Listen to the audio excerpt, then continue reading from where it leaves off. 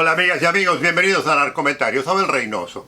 Estamos hablando del tema de la lucha contra el narcotráfico en Latinoamérica y estamos hablando particularmente de un tema muy controversial en el que mucha gente lo sabe, pero mucha gente no lo puede hablar. Incluso le voy a decir, en sus países sería muy difícil hacer lo que estoy haciendo yo de hablar de esto, que son la influencia de los militares o la participación de los militares en el tema del narcotráfico. Y una de las cosas con la que los dejé en el video anterior es la pregunta, y hoy le digo a los que me siguen, los que me ven, que sería bueno que me la contestaran si pudieran, es ¿qué impacto ha tenido la intervención de los militares en su país en la lucha contra el narcotráfico? Y yo le puedo decir que poca y nada.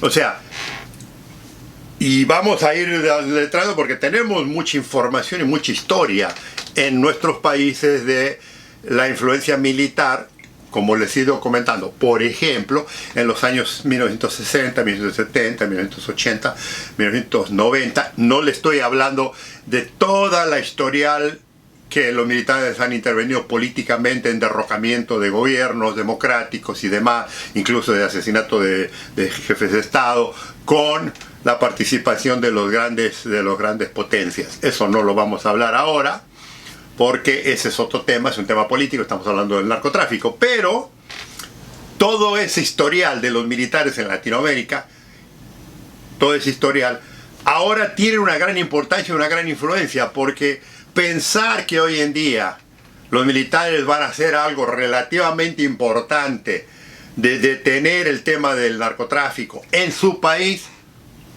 es una ilusión. Es una ilusión porque ahora ya voy a hablar más técnicamente hablando. El militar no está entrenado para lidiar con el narcotráfico. O sea, en muchos países, vamos a empezar por el tema de lo que el pueblo piensa. El pueblo que no vivió lo que yo les comenté en los videos anteriores sobre la opresión y la represión y los secuestros, las desapariciones, las torturas que hicieron las Fuerzas Armadas en muchos países, a lo mejor no tienen recuerdo, pero hay una idea, desafortunadamente, amigos, y este es un mito que han inventado mucha gente, incluso que vivió en esa época, que era extremista derecho, que dice que el militar, por su formación, tiene gran capacidad de resolver problemas, ¿no? Según ellos, porque son muy rectos, porque tienen un sistema, digamos, muy estructurado, que cuando tienen un problema lo analizan y lo resuelven y todo eso. Y luego hay otro mito muy grande que ya se está destruyendo muchísimo en muchos países, que es que al militar se le puede confiar más. Bueno, si usted hubiera vivido los años 60, 70, 80, usted va a decir que esto no era, esto es una ilusión también, porque grandes causas legales en muchos otros trabajos que se hicieron, otros negocios que hicieron los militares, hicieron grandes desastres económicos y financieros. O sea, fíjese qué cosa curiosa, le voy a decir una pequeña historia que a lo mejor usted la sabe, y le recomiendo que lea algunos libros de la historia de los militares en la lucha contra el narcotráfico. Originalmente, en algunos países de Sudamérica, fueron, aunque usted no lo crea, los militares los primeros que se les ocurrió sacar la cocaína, por ejemplo, de Bolivia, Perú, ¿no? Más que nada, Bolivia y Perú, transportarla a su país, procesarla y después mandarla a Estados Unidos. No estoy hablando aquí de que esta gente era mala y que los Estados Unidos eran buenos. No, olvídese. Estamos hablando de la participación. O sea, le estoy hablando allá de los años 60, los años 70. Claro, como estaba el cuento de la lucha contra el comunismo, mucho de esto nunca se hablaba. Pero está documentado, está ampliamente documentado. O sea, al principio, los primeros,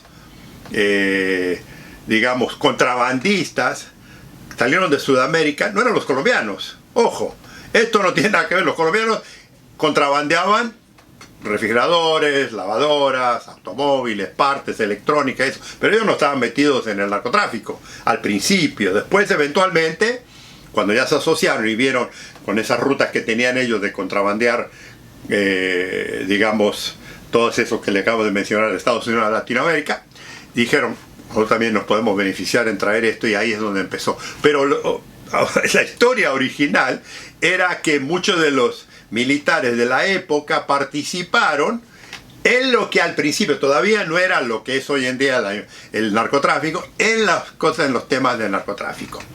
Es más, o sea, vamos de aquí a repartirle a todos. No crea que no me estoy hablando de los militares nuestros. Escúcheme una cosa. Los pilotos originales que transportaban droga de Sudamérica a Estados Unidos durante los años 70, cuando estoy hablando de droga, al principio acuérdense que yo hice todo un recuento de la historia del narcotráfico en Latinoamérica hacia Estados Unidos. Los pilotos eran todos estadounidenses. Pero no solo que eran estadounidenses todos los pilotos que transportaban los vuelos, y en esa época la droga más popular era la marihuana, en los años 60, 70. Era la marihuana, porque la marihuana no se cultivaba mucho en Estados Unidos como es hoy en día, que hoy en día ya la legalizaron en muchos estados y ya ahora tienen la mejor marihuana del mundo. Esa es otra de las hipocresías y la soberanía de este país.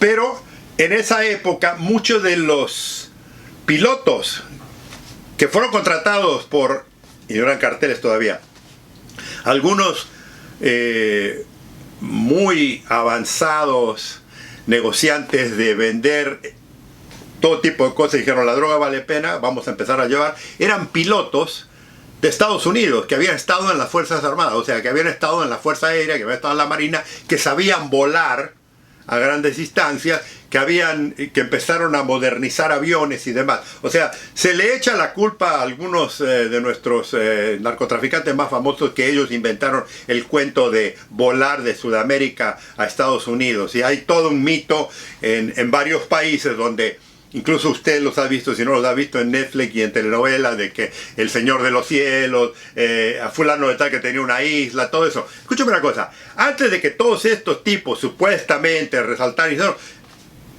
los pilotos que trajeron mucha droga a Estados Unidos en los años 60, 70 y 80 eran pilotos con mucha experiencia en Estados Unidos. Y es más, hay varias películas. Y usted, como le vuelvo a repetir, este país, la historia se aprende a través de Hollywood. O sea, la gente no lee, pero sí ve películas. Y mucha gente en nuestros países hace lo mismo. O sea, la lectura si no está vacunada no puede leer.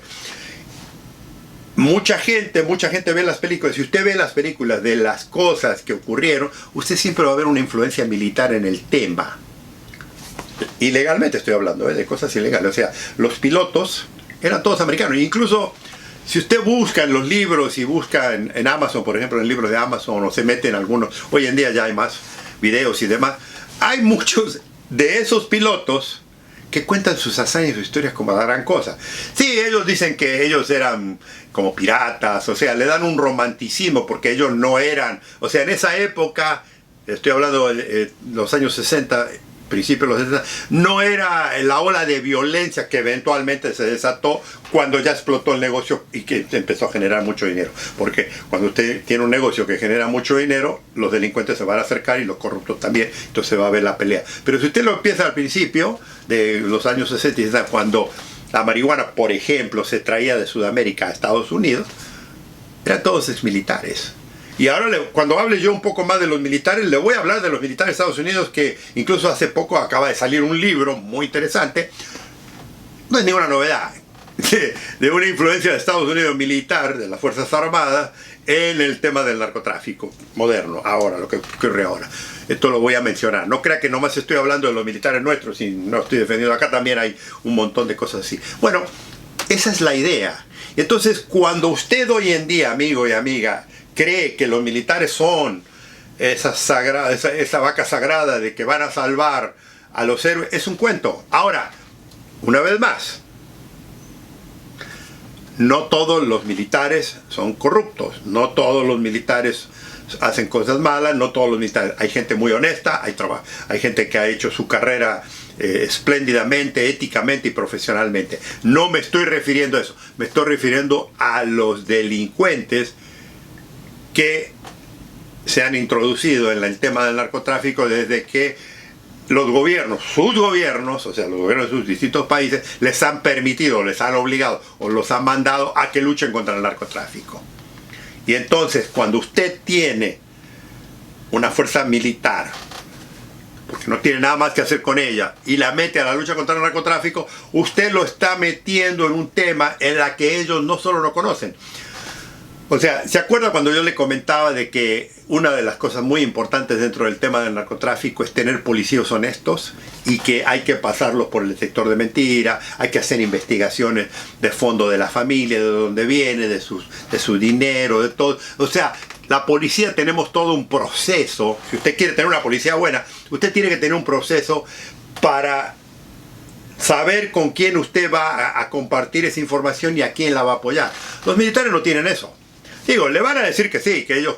Pero la vida real, cuando los militares salen a la calle, ¿usted cree que a los soldados, que los que patrullan, los que van a salir, le hicieron toda esta investigación y todo eso? No, amigo, ¿qué van a hacer si lo más difícil es reclutar soldados hoy en día, incluso acá en Estados Unidos, es muy difícil ya reclutar gente? Imagínense en nuestros países, la gente que se une muchas veces a las fuerzas, y estoy hablando de la tropa, de suboficiales para abajo, es gente que no tienen otra cosa que hacer, es como le decía, con las fuerzas policiales. No son gente preparada, no es gente, digamos, que va al ejército por vocación. Sí hay algunos que sí, pero hay mucha gente que se recluta porque no tiene nada más que hacer. Sobre todo en algunos países donde la economía es muy mala, donde no hay trabajo, hay muchachitos y muchachas que son muy elementales, que no tienen otra forma, y van a las Fuerzas Armadas porque es lo único que hay, como yo les comentaba, que ocurre muchas veces con las fuerzas policiales. Entonces, cuando usted tiene gente de muy limitado carácter, y acá no estamos siendo, digamos, de preferencia de niveles económicos, simplemente estamos hablando con la verdad. Cuando usted tiene gente muy limitada en muchas cosas y la introduce a un poder como es el tener el uniforme ya sea policial o militar, y luego la introduce en una lucha que es extremadamente peligrosa, que es una mafia, que la corrupción es tremenda y que la tentación, porque lo vuelvo a repetir, amigo, yo conozco la tentación de lo que es ver millones de dólares en cajas en la que el dueño no está. Cuando usted ve droga, cuando usted ve dinero, la tentación de una persona que no tiene nada, que nunca ha tenido nada, es tremenda. Y usted le puede decir a todos los que quieran, usted me puede venir a mí a decir la tropa, no, pero nosotros... Escúcheme, el ser humano es ser humano, y cuando hay grandes problemas y grandes debilidades, estas cosas son muy difíciles de controlar. Entonces, ¿qué ocurre? Cuando usted pone a las Fuerzas Armadas a luchar en algo que ellos no conocen, que no pueden hacer nada, porque el narcotráfico no lo va a combatir con gente uniformada, esto se lo dije anteriormente cuando hablé de la policía, ahora que le estoy hablando de las Fuerzas Armadas, mucho menos todavía. O sea, usted se puede enfrentar con un grupo digamos, de narcos armados hasta los dientes que se tirotean. Pero de ahí que usted haga el efecto contra el narcotráfico y que pare la investigación y que encuentre gente y que haga todo eso, sí, eso lo puede hacer, que es lo que hace la policía igual. Pero ¿eso usted cree que afecta a cómo el narcotráfico opera en un país? Cuando yo le dije que el poderío grande del narcotráfico es el dinero. Un uniformado nunca se acerca al dinero, a no ser de suerte que lo encuentre, ni se va a enterar. Y a medida que el dinero se va acumulando en el mercado del narcotráfico, usted está lidiando con gente de mucho más poder, mucho más sofisticada que el soldado y el militar incluso, que no sabe nada del tema, porque no es la función, porque en la escuela militar el narcotráfico lo podrán hablar en película, eso, pero no le va a dar un curso de investigación de narcotráfico. ¿Usted cree que esa gente puede enfrentar y hacer algo efectivo contra el narcotráfico? Por supuesto que no. Amigos, los espero en el próximo comentario. Un gusto saludarlos.